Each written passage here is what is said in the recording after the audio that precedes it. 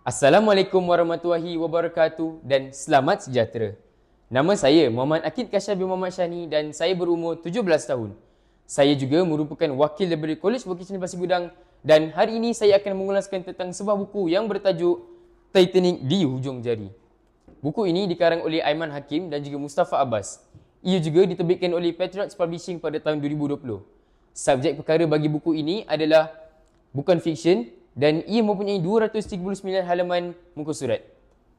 Ulasan saya pada buku ini adalah terdapat 3 faktor yang menyebabkan kapal Titanic boleh langgar batu ais.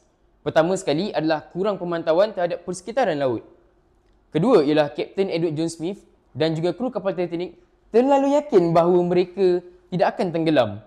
Ketiga ialah badan Titanic tidak begitulah kukuh kerana ia dibina hanya menggunakan single hull. Disebabkan tenggelamnya kapal Titanic ini, IMO ataupun dikenali sebagai International Maritime Organization mewujudkan SOLAS iaitu Safety of Life at Sea untuk mengelakkan kesilapan seperti kurang pemantauan terhadap persekitaran laut. Kapten Edward John Smith dan juga kru kapal Titanic telah menunjukkan bahawa mereka tidak begitu sedia untuk menghadapi situasi kritikal.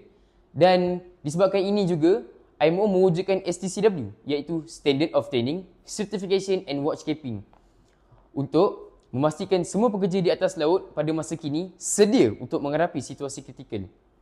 Pernah juga saya katakan sebelum ini bahawa badan kapal Titanic tidak begitu kukuh dan kerana ia dibina hanya menggunakan single hull.